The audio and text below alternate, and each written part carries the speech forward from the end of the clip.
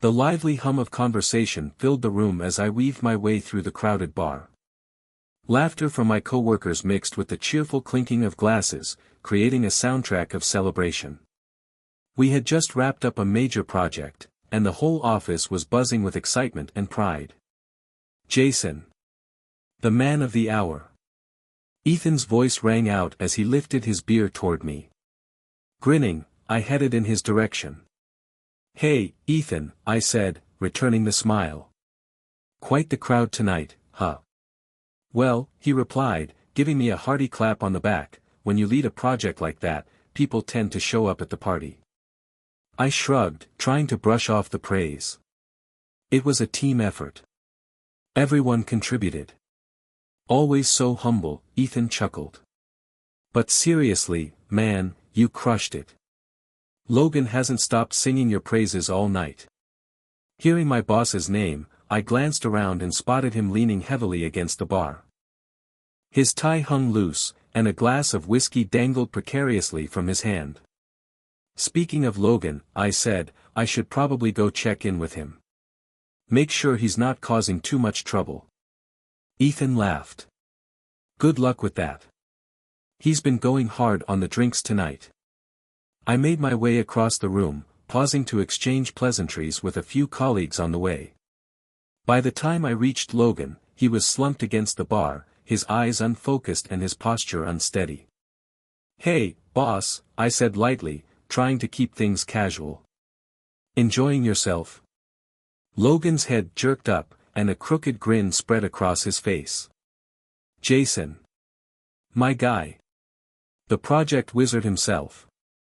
I chuckled, humoring him. I don't know about wizard, but I'm glad it all worked out. No, he slurred, wagging a finger at me. You're a magician, man. The way you handled that client. Pure gold. Thanks, Logan. That means a lot. He leaned in closer, his breath reeking of alcohol. You know what else I appreciate? I raised an eyebrow. What's that? Your wife, he said in a hushed, conspiratorial tone. I froze, my body going stiff, though I kept my expression neutral. Excuse me. Logan's eyes glimmered with mischief. Megan. I saw her at the gala last month. My God, Jason, she's stunning. Absolutely gorgeous. Forcing a tight smile, I replied, yeah, she is. I'm a lucky man. Lucky doesn't even cover it, he continued, his words slurring together. When I saw her, I felt, something primal, you know. My jaw tightened, but I stayed silent, hoping he'd realize how inappropriate he was being. Unfortunately, he didn't. Instead, he leaned even closer, his breath hot against my ear. I want to spend time with her, Jason. I mean, I really want to spend time with her. My fists curled at my sides. Logan, you've had too much to drink. Let's get you a cab home. He waved me off, nearly toppling over. No, listen to me. I've got a proposition for you. I don't want to hear it, I said, my tone cold and firm. But Logan, oblivious in his drunken haze, pressed on, his words slicing through me. Come on, Jason. I'll pay you. Good money, too. Just set it up for me. Let me have one night with Megan. What do you say? The room seemed to spin as his words sank in. Blood pounded in my ears, drowning out the noise of the bar. I stared at Logan, a man I had respected and worked so hard for, and all I could see was a sleazy, drunken idiot. Before I even realized what I was doing, my fist connected with his jaw. The sharp crack of bone meeting bone was oddly satisfying. Logan stumbled backward, crashing into a nearby table. Glasses shattered, and the lively bar went dead silent. I stood there, chest heaving, as Logan sprawled on the floor, clutching his jaw and looking up at me in shock. Jason, what the hell? Ethan's voice broke through the silence as he pushed his way through the crowd, concern etched across his face. But I couldn't deal with it, not the questions, the gawking stares, or the murmurs that were already rippling through the room. Not now. Without saying a word, I spun around and stormed out of the bar. Ethan's voice calling my name followed me, but I didn't stop. I needed to get away, away from Logan, away from the suffocating noise of the bar, and most importantly, away from his disgusting proposition. As I pushed open the door and stepped onto the street, the crisp night air hit me like a wave.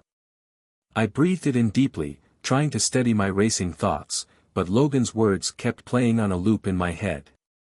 The sheer gall of what he'd said, the blatant disrespect, made my blood boil all over again. "Jason, hold up."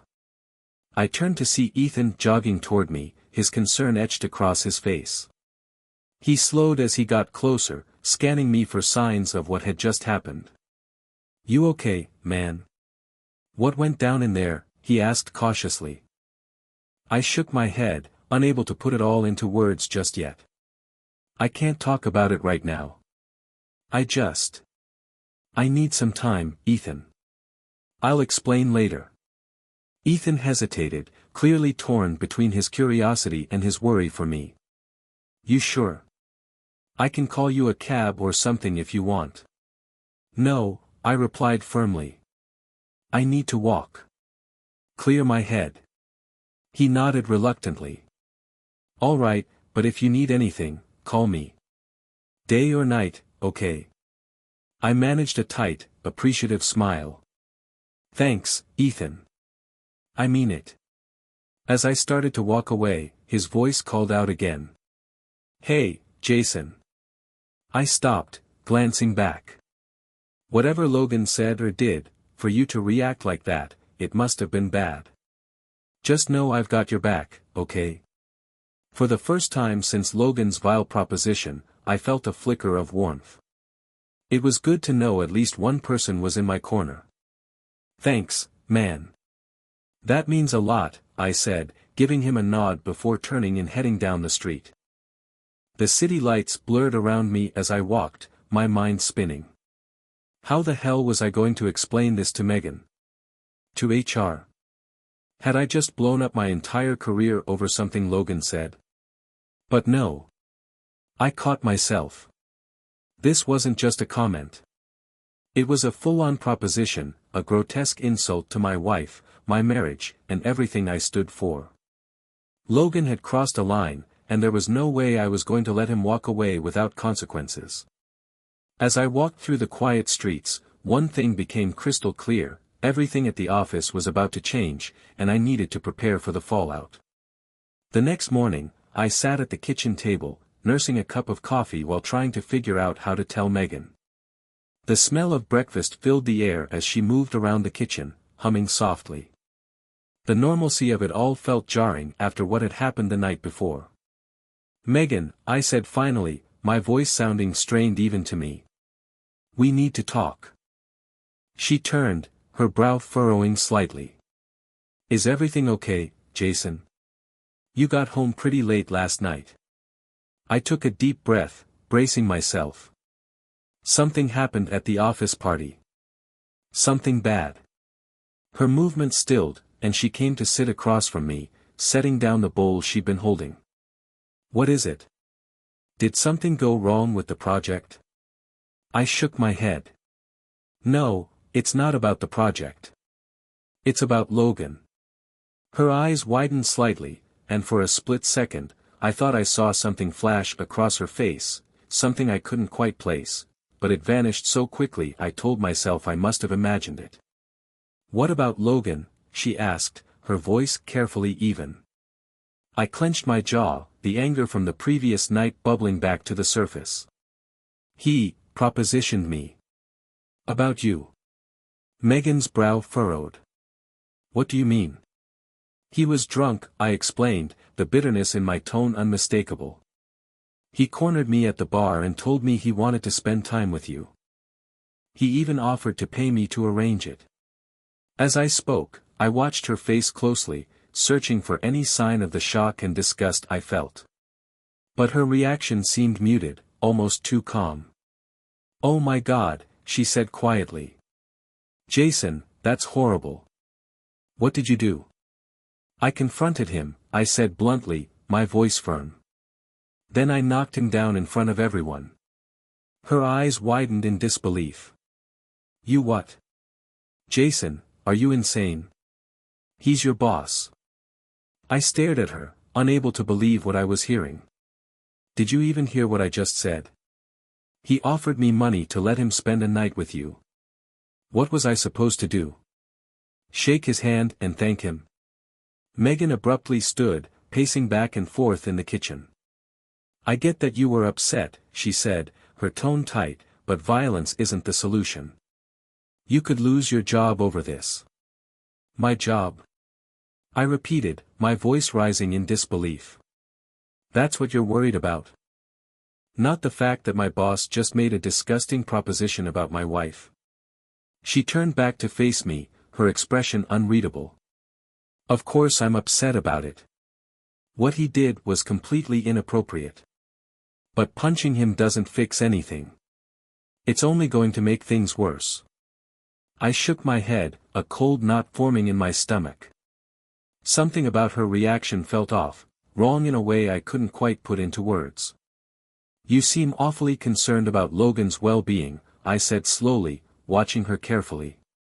Her eyes flashed with irritation. Don't be ridiculous. I'm worried about you, about our future if this costs you your job. I'll find another one, I cut her off, my voice firm.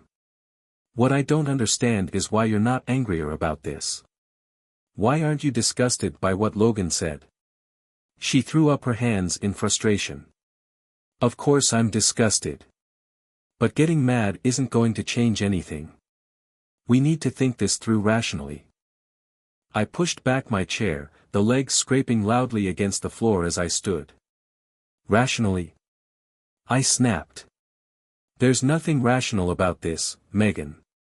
My boss just disrespected you, and our marriage, in the worst way, and you're acting like I'm the one who did something wrong. That's not what I'm saying, she protested, but her words rang hollow. I stared at her, really seeing her for what felt like the first time in years. The woman standing in front of me, the one I thought I knew inside and out, suddenly felt like a stranger. I need some air, I muttered, grabbing my keys off the counter. Jason, wait. Megan called after me, but I was already out the door. I drove aimlessly for what felt like hours, trying to make sense of Megan's reaction.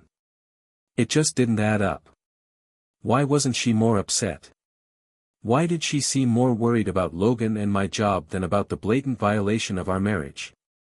The questions churned in my mind, refusing to settle. Before I realized where I was headed, I found myself parked outside Ryan's house. If anyone could help me untangle this mess, it was my best friend. Ryan opened the door before I even knocked, concern etched into his features. Jason, man, what's going on? You look like hell. I managed a weak smile. Thanks. Mind if I come in? I could really use someone to talk to. Of course, Ryan said, stepping aside to let me in. Mi casa es su casa. You want a beer? I shook my head. It's a bit early for that. Coffee would be great, though. Coming right up, he said, heading to the kitchen. I sank onto his couch, feeling the weight of the last 24 hours settle heavily on my shoulders. A few minutes later, Ryan returned with 2 steaming mugs. All right, he said, handing me one. Spill. What's got you looking like someone ran over your dog? I took a deep breath and launched into the whole story, Logan's drunken proposition, my reaction, and Megan's strange response. Ryan listened without interrupting, his frown deepening as I went on. Damn, Jason, he said when I finally finished. That's a lot to take in. Tell me about it, I muttered, staring into my coffee. Am I crazy for thinking Megan's reaction was off? Ryan was quiet for a moment, choosing his words carefully. No, you're not crazy. It is strange. If someone said that about my wife, she'd be out for blood. A small measure of relief washed over me. At least I wasn't the only one who thought this was weird. Exactly. But Megan seemed more worried about my job than anything else. It's like she didn't even care what Logan said. Ryan hesitated. Maybe she's in shock, he offered, though his tone lacked conviction. Or maybe she's just trying to be practical. I shook my head firmly. No, it's more than that. There's something else going on. Her reaction, it felt off, like she was hiding something. Ryan leaned forward, his expression serious. Jason, I hate to even ask this, but, is there any chance Megan and Logan have interacted before? Like, outside of work? His question hit me like a punch to the gut. My first instinct was to defend Megan, to brush off the idea as absurd. But as much as I wanted to, the seed of doubt had already taken root. I don't know, I admitted, the words leaving a bitter taste in my mouth. I never would have thought so, but after her reaction this morning. Ryan nodded slowly, his face serious.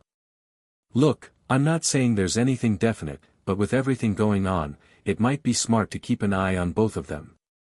Something just doesn't add up. I ran a hand over my face, feeling a wave of exhaustion wash over me. You're right. I hate that you are, but you're right.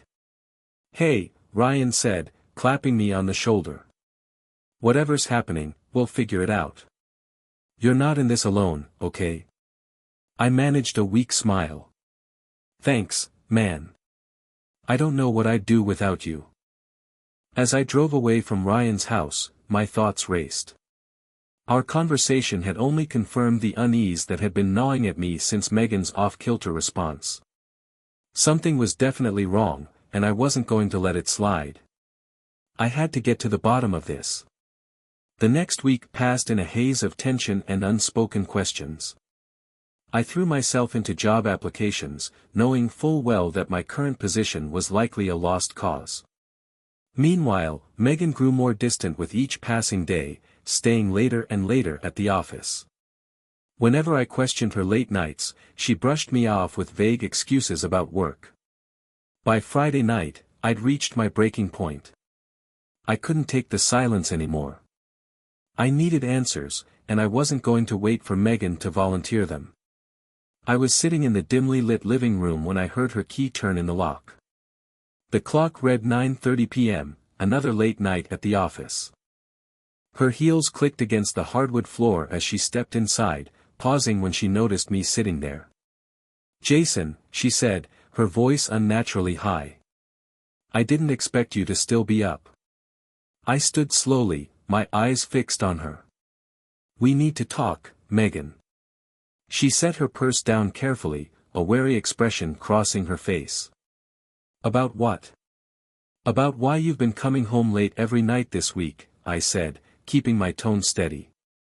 About why you barely look at me anymore. And about why you seem more concerned about Logan than what he said to me. Her face hardened in an instant. I told you, I've been busy at work. Someone had to pick up the slack after your little incident. The casual way she referred to Logan's proposition made my blood boil. Cut the crap, Megan, I snapped. I know something's going on. I want the truth, and I want it now. She stared at me, her eyes cold and unreadable. Then, just like that, the mask of concern slipped away, replaced by a look so calculating it sent a chill down my spine. Fine, she said flatly. I've been spending time with Logan. Her words hit like a physical blow, even though I'd been bracing myself for them. How long?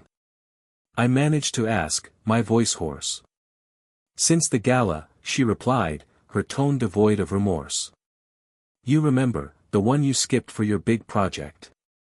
The pieces fell into place with sickening clarity. That's why you didn't care about what he said, I murmured. You've been spending time with him this whole time. Megan's eyes flashed with defiance. He's better than you in every way, Jason. You've been holding me back. Logan sees my potential. He's already given me your old position. My fists clenched at my sides. So that's what this was about. A promotion. She laughed, a cold, hollow sound that sent a chill through me. It's about so much more than that. It's about ambition, Jason. About getting what I deserve. Something you could never understand. You're right, I said, my voice low and dangerous. I don't understand betraying the person who stood by you for years. I don't understand throwing away a marriage for a sleazy boss who propositioned his employee's wife. Oh, spare me, Megan scoffed. You're just jealous because Logan got what you couldn't hold on to. Something inside me snapped. Without thinking, I strode to the closet and yanked out her suitcase.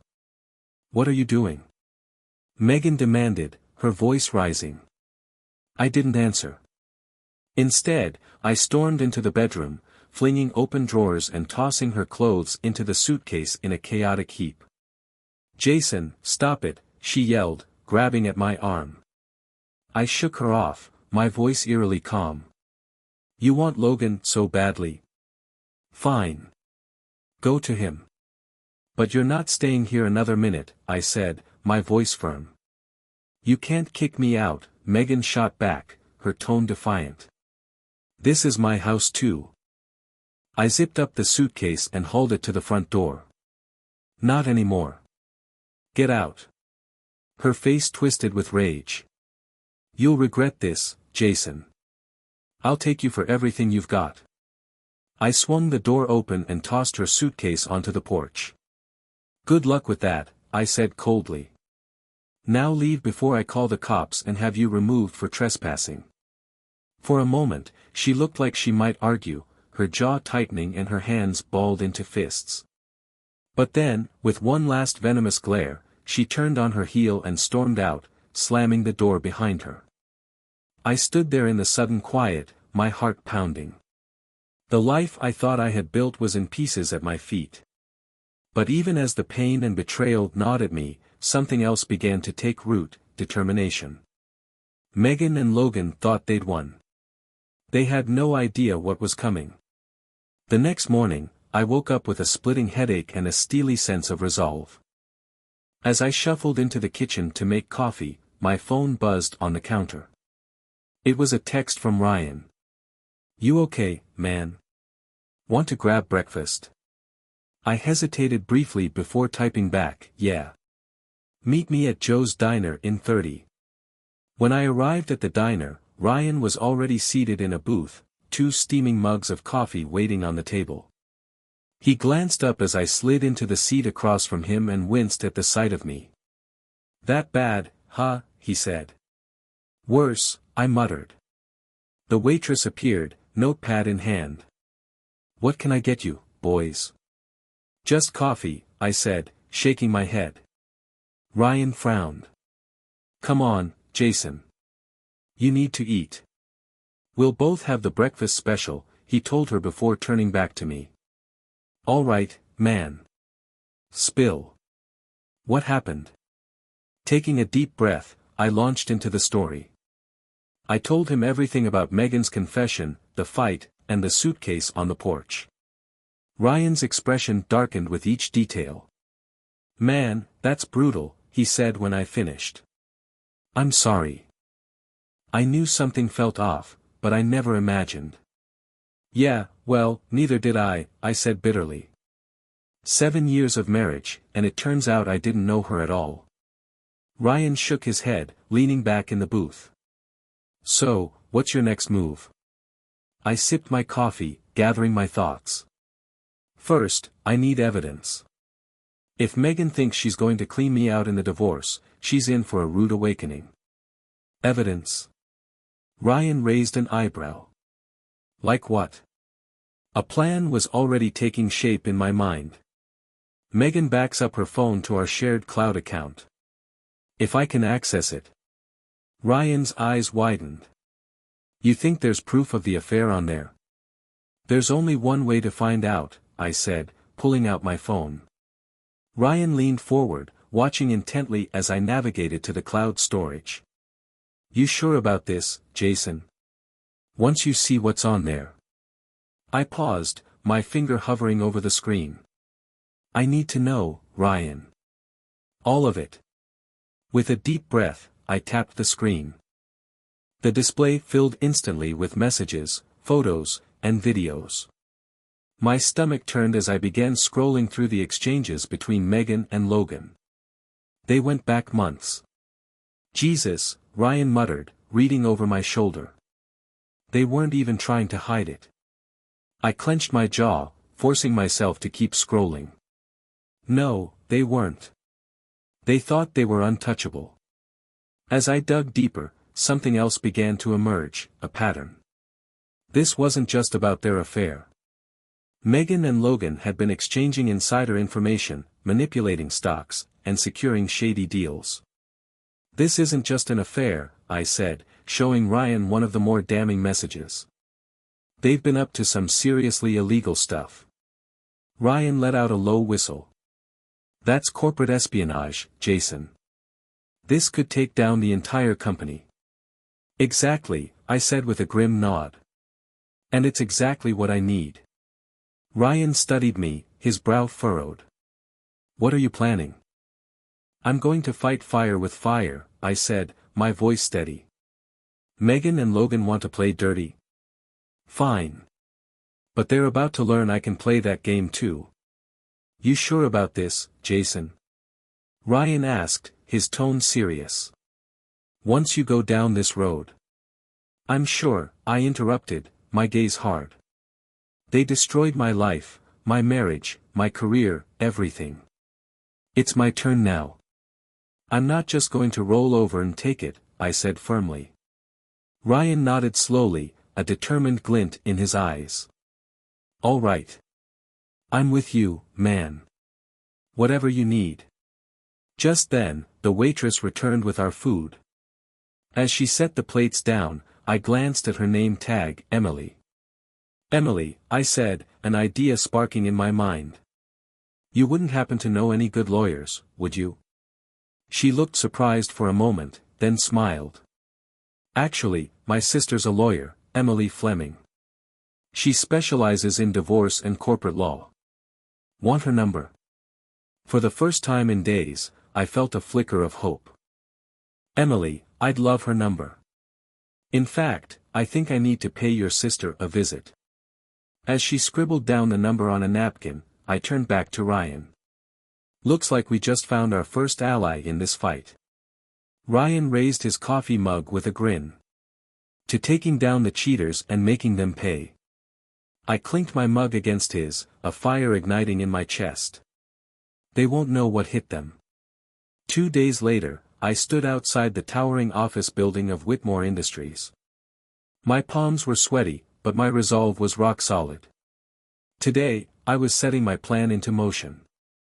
As the elevator climbed to the top floor, I rehearsed my pitch over and over in my mind.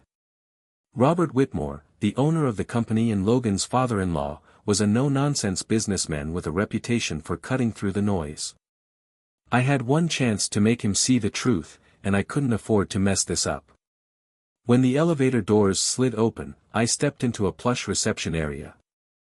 A stern-looking woman sat behind a sleek desk, her eyes narrowing slightly as she assessed me. "Can I help you?" she asked in a tone that suggested she doubted she could. Straightening my tie, I replied smoothly, "I'd like to see Mr. Whitmore. I have an appointment." Her frown deepened as she checked her computer. "Mr. Whitmore is very busy. What is this regarding?" "A business opportunity," I said confidently. "One that Mr. Whitmore will find very interesting." Before she could respond, a door opened, and Robert Whitmore himself stepped into view. He was a tall, imposing man with steel-gray hair and sharp blue eyes that seemed to see right through me. "Come in," he said gruffly. "You've got 15 minutes. Make them count."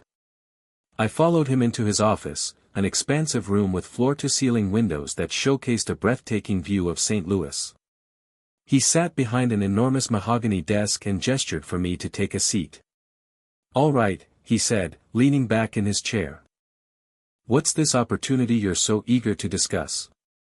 Meeting his gaze steadily, I said, "It's not so much an opportunity, Mr. Whitmore, as it is a warning. Your company is in danger. His eyes narrowed, his expression hardening. Is that a threat? Not from me, I replied quickly, but from people you trust. People who are betraying not just the company, but you personally. You've got 30 seconds to explain yourself before I have security throw you out, Whitmore growled. I pulled out my phone and held it up. Your son-in-law, Logan Howell, has been engaging in corporate espionage and insider trading. And he's not working alone. Whitmore's face didn't give much away, but I caught a flicker of interest in his eyes. That's a serious accusation, he said. I assume you have proof. More than you can imagine, I said, handing him my phone. For the next 10 minutes, the only sounds in the room were the occasional swipes of his finger on the screen and a few low grunts as he scrolled through the messages and files. When he finally looked up, his face was a mask of barely contained fury. How did you get this? He demanded. Taking a deep breath, I answered, Logan propositioned my wife at a company event. When I confronted her, she admitted to having an affair with him. They've been using our shared cloud storage to communicate, I explained, keeping my voice steady. Whitmore's jaw tightened. And what exactly do you want in exchange for this information? Justice, I replied simply. Logan and my soon-to-be ex-wife have torn my life apart. I want them exposed for who they really are. He studied me for a long moment, his sharp eyes trying to gauge my intent. You could have gone to the SEC with this, he said finally. You'd have made a tidy sum as a whistleblower. Why come to me instead? I leaned forward, meeting his gaze head-on. Because I don't just want them punished by the law, Mr. Whitmore. I want them humiliated. I want the world to see exactly what kind of people they are. A slow, predatory smile crept across his face. I think we understand each other. What do you have in mind? The company gala next month, I said without hesitation. I want to expose them there, in front of everyone. But I'll need your help to pull it off. Whitmore nodded, considering the idea. I'll agree, but on one condition. Name it, I said, my tone resolute. You'll be the one to do it, he said, leaning back in his chair. I want you to host the gala. You'll have access to whatever resources you need, but when the moment comes, it'll be your hand that brings them down. A surge of anticipation coursed through me. Mr. Whitmore, you've got yourself a deal. As I left his office, my phone buzzed with a message from Ryan. How'd it go? I grinned as I typed back, better than we could have imagined. Get ready, the real work starts now. Over the following weeks, I threw myself into planning the gala, using every resource Whitmore had made available. Nothing was left to chance, every detail was meticulously crafted, from the guest list to the exact timing of the big reveal. But exposing Logan and Megan wasn't enough, I wanted them to feel the walls closing in before the hammer dropped. That's where the anonymous messages came in. You sure about this? Ryan asked as we sat in his living room, finalizing the plan. Feels like a risky move. I nodded, my eyes locked on the burner phone in my hand. They need to feel it coming. I want them paranoid, constantly looking over their shoulders. Ryan shrugged. All right, man. It's your show. What's the first message going to say? I thought for a moment, then typed out, I know what you did. Soon, everyone will. Short and to the point. Ryan smirked. Simple and not so sweet. I like it. Over the next several days, I sent more cryptic messages, each one hinting at the reckoning to come. From a distance, I watched as Logan and Megan grew more agitated. The confidence they once wore so effortlessly began to crumble under the weight of their guilt. Their composure fractured, snapping at colleagues, whispering in corners, and jumping at every unexpected sound. One evening, after another late night of planning at the office, I ran into Nora Barker, one of the senior executives. She was walking down the hall, a cup of coffee in hand. Burning the midnight oil, Jason? She asked, her tone curious as she eyed me. I managed a tired smile. Just making sure everything's perfect for the gala. She nodded slowly. I have to admit, I was surprised when Robert announced you'd be hosting, especially after, well, you know. I saw an opportunity and decided to take it, I replied smoothly, then hesitated. Nora, can I talk to you for a minute? Privately. Her brow lifted, but she followed me into a nearby conference room. Once the door was closed, I took a deep breath. What I'm about to tell you can't leave this room. But I think you deserve to know the truth. For the next half hour, I laid everything out, Logan and Megan's affair, their shady dealings, and the evidence I'd uncovered.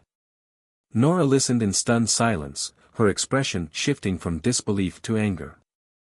Those bastards, she muttered when I finished.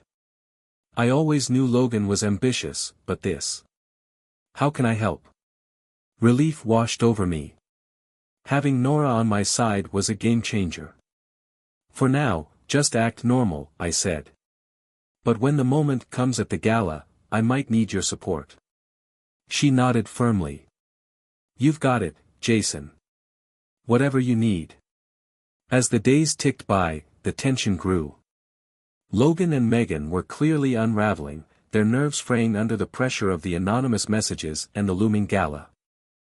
But they weren't the only ones feeling the weight of what was coming. The pressure was mounting on me too. Every moment of preparation, every step of the plan, it all led to this one night. And I couldn't afford to fail. I found myself at Erica's place that evening, needing a break from the relentless planning and strategizing. She handed me a drink, her brow furrowed with concern. You look like you're carrying the weight of the world on your shoulders, she said, settling onto the couch beside me. I sighed heavily, sinking into the cushions. Feels like it sometimes. Erica studied me, her expression softening. Ty, are you sure about all of this? I mean, I understand wanting revenge, but... She trailed off, her hesitation clear. But what? I asked, a slight edge creeping into my voice. She placed a comforting hand on my arm. I just worry about what this is doing to you. You're not sleeping. You're barely eating. Is it worth it? I sat quietly for a long moment, letting her words sink in. Then I turned to her, my gaze steady. Erica, they didn't just betray me.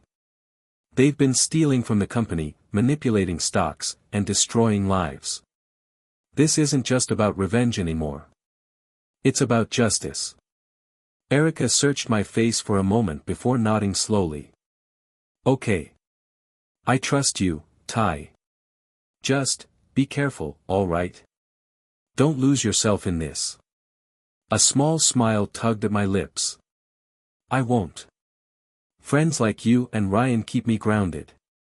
As I left Erica's that night, I felt a renewed sense of focus. Tomorrow, everything would change. Logan and Megan believed they were untouchable, that they could manipulate people without consequence. They were about to learn how wrong they were. The next evening, I adjusted my tie in the mirror, taking a deep, steadying breath. This was it, the night everything would come to a head. As I stepped out of the limo and into the grand ballroom, I felt the weight of anticipation pressing down on me. The room was filled with Denver's elite, all dressed to the nines. I spotted Logan's wife, Anna, chatting with a group near the bar. Robert Whitmore stood to one side, his sharp gaze sweeping the crowd. And there, near the stage, were Logan and Megan, smug and self-assured as ever. Ethan appeared at my side, a glass of champagne in hand. You ready for this? He asked. I set my jaw. More than ready. Are Ryan and Erica in position? Yep, Ethan said with a nod. Ryan's at the AV booth, and Erica's keeping an eye on our targets. Everything's set. I clapped him on the shoulder. Thanks, Ethan. I couldn't have done this without you guys. As I made my way toward the stage, I caught Megan's eye. Her face paled, and she leaned in to whisper something to Logan. Good, let them squirm. I tapped the microphone, and the room fell into silence. "Good evening, ladies and gentlemen," I began. "Welcome to Whitmore Industries' annual gala. I'm Jason Ryder, and I'll be your host for tonight's festivities." As I delivered the opening remarks, the tension in the room was palpable. Megan and Logan exchanged nervous glances, while Robert Whitmore's piercing gaze never left them.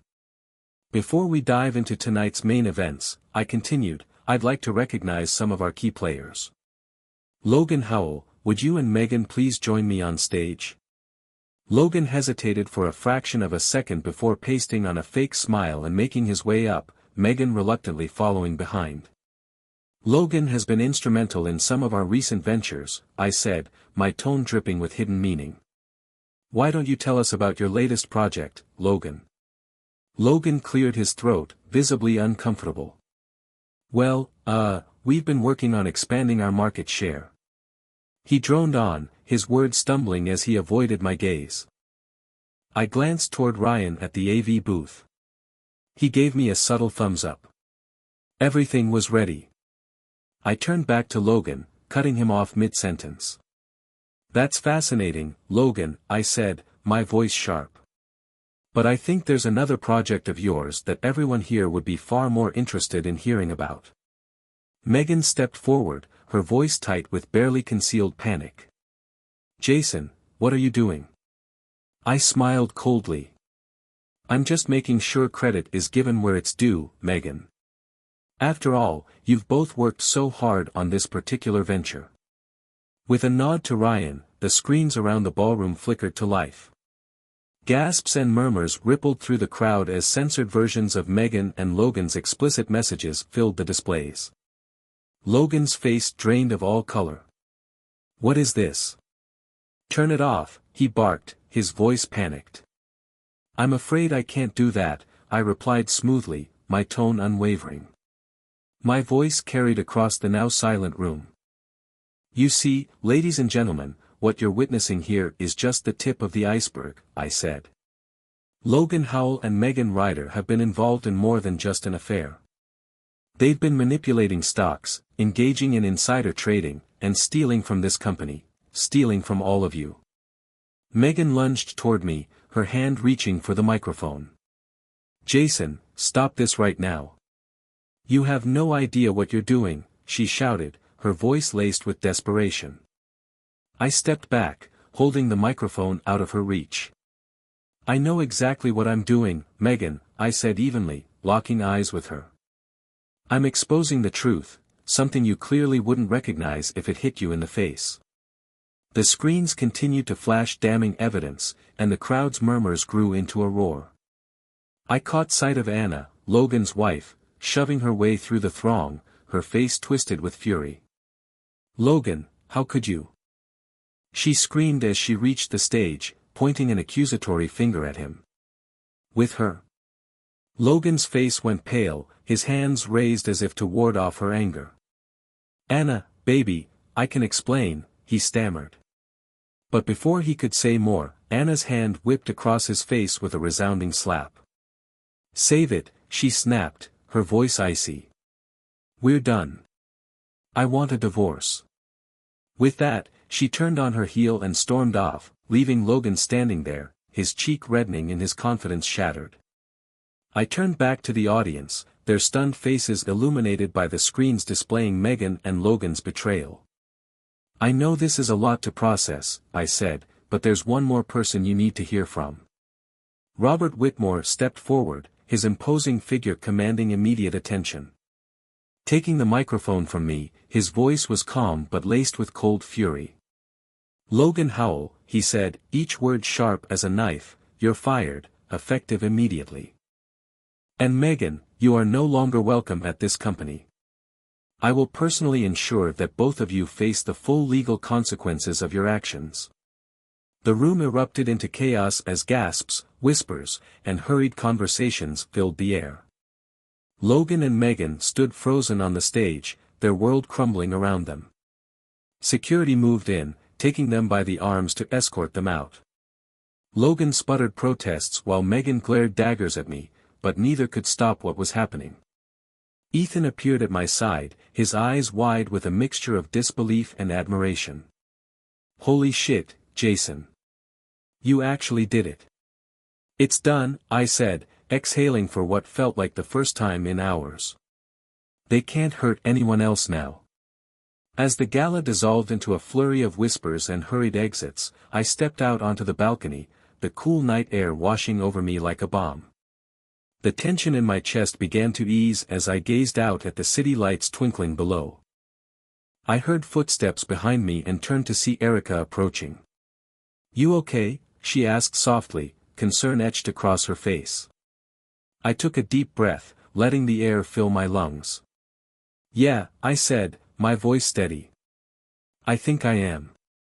For the first time in a long time." She smiled gently and squeezed my arm. "What you did in there, it was incredible.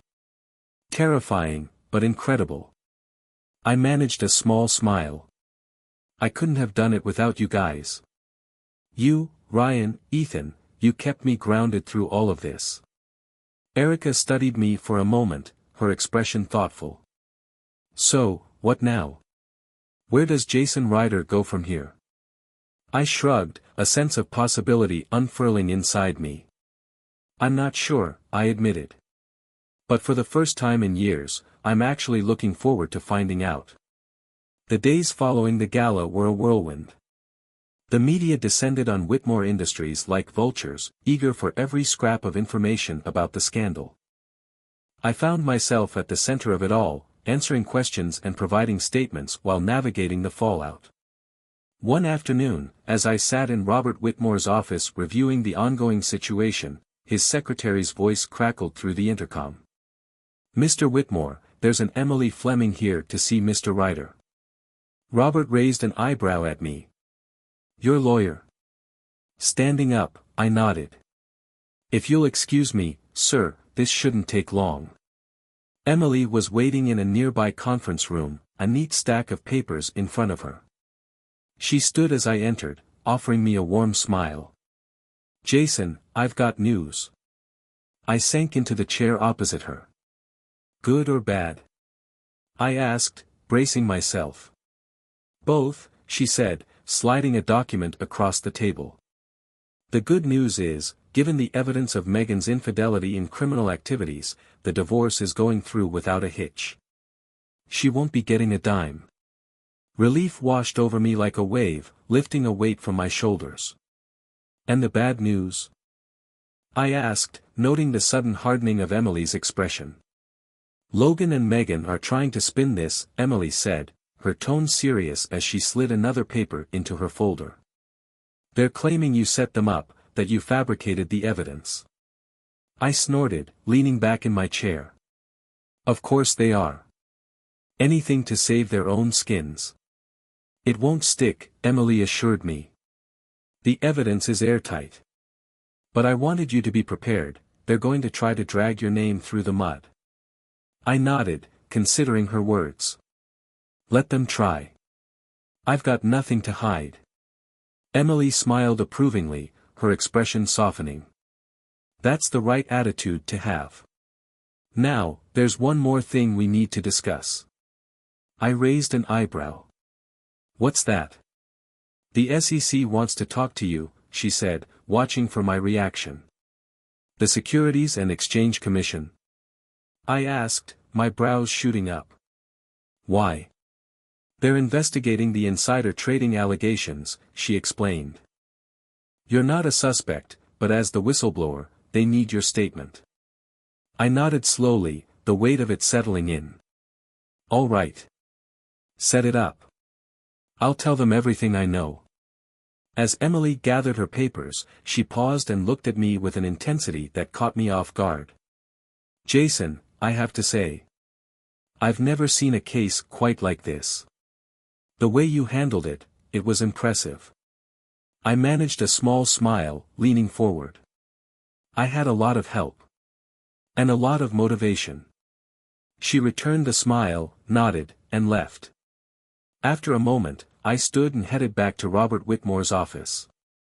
He looked up as I entered, his expression unreadable. "Everything all right?" he asked. Yeah, I said, taking a seat across from him. Just wrapping up the divorce and, apparently, the SEC wants to talk to me. His eyebrows rose slightly. The SEC? That was quicker than I expected. You ready for that? As ready as I'll ever be, I replied, exhaling. Mr. Whitmore, I just want to thank you again for your support through all of this. I know it couldn't have been easy, especially with Logan being connected to your family. He waved a dismissive hand. Family or not, I don't tolerate thieves and liars in my company. You did us all a service, Ryder, which brings me to my next point. He leaned forward, fixing me with an intense gaze. I want you to take over Logan's position. Permanently. I blinked, caught off guard. Sir, I'm honored, but are you sure? After everything that's happened? I'm sure, Whitmore said firmly. You've shown integrity, intelligence, and a backbone of steel. That's exactly what this company needs right now. I sat back, letting his words sink in. Thank you, sir. I'd be honored to accept. A rare smile crossed Whitmore's face as he nodded. Good. Well, let's talk about your first order of business. We've got a company to rebuild. As I left Whitmore's office, my phone buzzed with a message from Ryan. News just broke about Logan and Megan's arrest. You free for a drink? I smiled, typing back, absolutely. Usual place in 30. At the bar, I found Ryan, Ethan, and Erica already waiting for me. As I walked up, they cheered, raising their glasses. To the man of the hour. Ethan called out. I laughed, sliding into the booth. Come on, guys. I couldn't have done this without you. Erica nudged me with her shoulder, grinning. True, but you were the mastermind. So spill, how does it feel to be the new big shot at Whitmore Industries? I shook my head, still amazed by how everything had unfolded. Honestly? It hasn't sunk in yet. A month ago, I thought my life was over. And now? Ryan raised his glass with a wide grin. And now, my friend, you're on top of the world. You took on the bad guys and won, that's something to celebrate. We clinked glasses, and as the sound of laughter and cheers filled the air, I felt a rare sense of peace. The road ahead wouldn't be easy, there'd be challenges, doubters, and likely attempts at retaliation from Megan and Logan. But for the first time in a long time, I was looking forward to the future. You know, I said, looking around at my friends, I think this calls for a toast of my own. They quieted, their eyes on me, waiting. Raising my glass, I said, to new beginnings, true friends, and justice served. And may we never forget that the truth always comes out in the end. Our glasses clinked together, and I smiled. Whatever came next, I was ready for it. Logan and Megan had tried to destroy me, but they'd only made me stronger. With my real friends by my side and a promising future ahead, I was prepared to take on the world. Weeks passed, and the chaos began to die down. The media frenzy surrounding Logan and Megan's scandal faded, replaced by sporadic updates on their mounting legal troubles. I immersed myself in my new role at Whitmore Industries, pouring my energy into rebuilding the company's reputation and repairing the damage left behind by Logan's corrupt schemes. One crisp autumn morning, I found myself back at the courthouse, this time to finalize my divorce from Megan. As I walked through the marble hallway, my footsteps echoing in the quiet, I spotted her waiting outside the courtroom.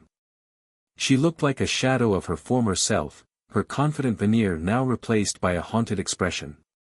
Megan, I said coldly. She turned, startled, her grip tightening on the strap of her purse. Jason, I didn't expect to see you here. I raised an eyebrow. It's our divorce hearing. Where else would I be? She fidgeted nervously. I thought you might send your lawyer, after everything. After everything you did, you mean, I cut in sharply. No, Megan. I wanted to see this through to the end. She flinched at my words but quickly composed herself. Jason, please, can we talk? Just for a minute. I glanced at my watch. We had a few minutes before the hearing. Make it quick, I said, my tone clipped. She led me to a quiet corner, her eyes darting around as though she expected someone to overhear. I know you probably won't believe me, she began hesitantly, but I'm sorry. For everything. A bitter laugh escaped my lips. You're right, I don't believe you. It's the truth, she insisted, her voice trembling. I got caught up in the excitement, the ambition. Logan made me feel special, powerful. But it was all a lie. I studied her face, searching for any hint of genuine remorse. And now that you've lost everything, now you're sorry. How convenient, Megan. She reached out as if to touch my arm but hesitated, her hand dropping back to her side. I know I don't deserve your forgiveness, she said softly. But I need you to know that I regret what I did, to you, to the company, to everyone. I shook my head, unmoved. You're right, you don't deserve my forgiveness. And you're not going to get it. You made your choices, Megan. Now you get to live with the consequences. Tears welled up in her eyes. What am I supposed to do now, she asked, her voice breaking. My career is over. I'm facing jail time. That's not my problem, I said firmly. You should have thought about that before betraying everyone who ever cared about you. Before she could respond, the bailiff called out that the courtroom was open. I turned to leave, but she grabbed my sleeve, her voice desperate. Jason, wait, just tell me one thing. Did you ever really love me? I paused, her question hanging heavily in the air. I did, I admitted quietly. Once. But the person I loved, she never really existed, did she? Without waiting for her response, I walked into the courtroom, leaving Megan and our broken marriage behind. The hearing itself was mercifully short. With the mountain of evidence against her, her infidelity and criminal activities laid bare, the judge had no hesitation in granting the divorce on my terms. As the gavel fell, finalizing the end of our marriage, I felt a profound weight lift from my shoulders. Outside the courthouse, I found Erica waiting for me, a warm and supportive smile on her face. How'd it go? She asked as I approached. I took a deep breath, letting the crisp autumn air fill my lungs. It's done. Finally. She squeezed my arm gently. How do you feel? I considered the question, searching for the right words. Relieved. Angry. Sad, but mostly free. She nodded in understanding. That's a lot to process. Want to talk about it over coffee? I smiled, grateful for her presence. You know what? I'd like that. As we walked to a nearby cafe, Erica filled me in on the latest news. Did you hear about Logan? She asked. Apparently, he's trying to cut a deal with the prosecutors. He's offering to testify against some bigger players in exchange for a lighter sentence. I snorted, shaking my head. Typical. Throwing everyone under the bus to save his own skin. Erica sighed. Some people never change. But hey, at least justice is being served, right? I nodded. Yeah. It is. As we sat down with our coffees, I couldn't help but feel a sense of closure. Logan and Megan had tried to destroy me, but in the end, they'd only fueled my resolve. The road ahead wouldn't be without its challenges, but for the first time in a long time, I felt ready to face whatever came my way. We slid into a cozy corner booth, steaming mugs of coffee warming our hands. Erica studied me for a moment, her gaze thoughtful. You know, Jason, I've got to say, you're handling all of this incredibly well. If it were me, I'd be a complete wreck. I shrugged, wrapping my hands tightly around the mug. Don't get me wrong, it hasn't been easy. But I refuse to let them win by falling apart. The best revenge is living well, right? Erica grinned, a familiar spark of warmth in her eyes. Now that's the Jason I know and love. Speaking of living well, how's the new job going? I couldn't help but smile.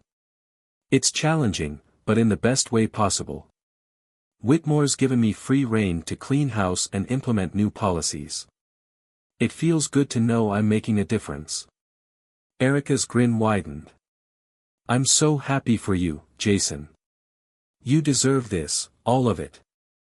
As our conversation flowed, I found myself reflecting on the whirlwind of the past few months. The betrayal, the fight for justice, and the struggle to move forward had all led me to this moment, a rare feeling of peace, surrounded by true friends and a future that finally felt bright. Earth to Jason, Erica teased, waving her hand in front of my face. Where'd you go just now? I blinked, snapping back to the present. Sorry, just thinking about everything that's happened. It's been one hell of a ride. Erica leaned forward, her expression turning serious. I've got to ask, Jason, do you ever regret how it all went down? The public exposure, the scandal, it was pretty brutal. I met her gaze without hesitation. Not for a second, I said firmly. They made their choices, Erica. They chose to betray me, to hurt the company, and to ruin lives with their schemes. What happened to them? That's on them, not me. She nodded slowly, absorbing my words. I get that, but still, it must be hard sometimes, knowing how it all ended. I shook my head, my conviction unwavering. The hardest part was discovering the depth of their betrayal. Everything after that? That was justice. And I sleep just fine at night knowing I did the right thing. Before she could respond, my phone buzzed on the table. It was a text from Ryan, turn on the news. Now. Frowning, I glanced at the TV mounted in the corner of the cafe. Hey, I called to the bartender, can you turn that up? The bartender obliged, and the cafe filled with the somber voice of a news anchor. Breaking news, Logan Howell, the former executive at the center of the Whitmore Industries scandal, has been found dead in his jail cell. Early reports suggest it may have been a suicide, though an investigation is ongoing.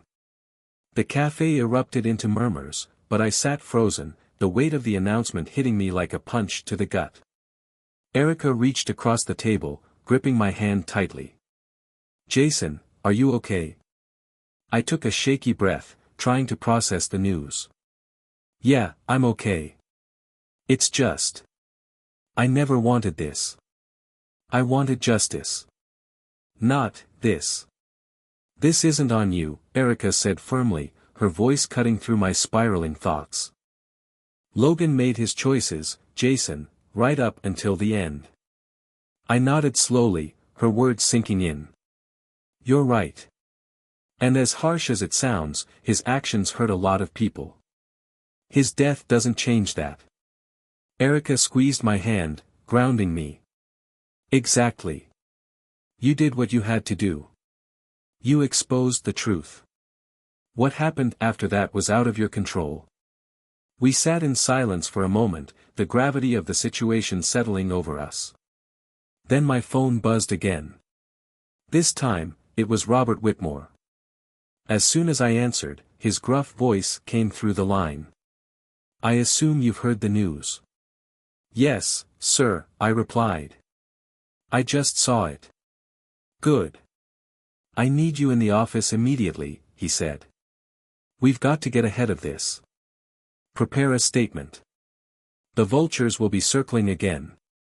I straightened in my seat, my mind already shifting into work mode. I'm on my way, sir. As I hung up, Erica was already standing, slipping on her coat.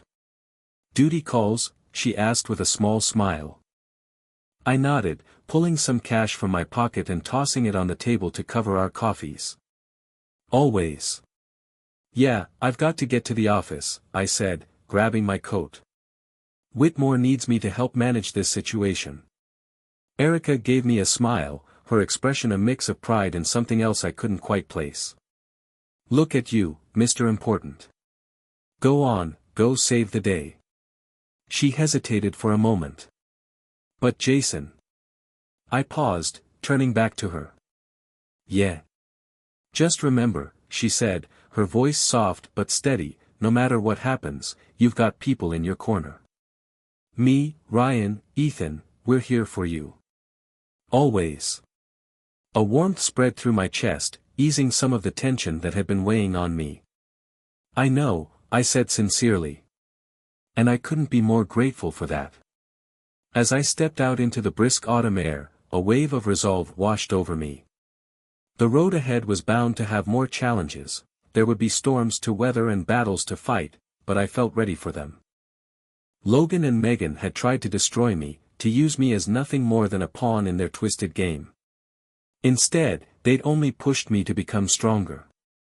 They'd shown me the value of true friends, the depth of my own resilience, and the lengths I was willing to go to protect what mattered. Hailing a cab, I climbed in and gave the driver the address for Whitmore Industries. As the city blurred by outside the window, my mind was already churning with strategies for handling this latest development. A small, confident smile tugged at my lips. Whatever was waiting for me, I knew one thing for certain, I was done being anyone's victim. From this moment forward, I was the one calling the shots, master of my own fate. When the cab pulled up in front of Whitmore Industries, I stepped out, straightened my tie, and took a deep breath.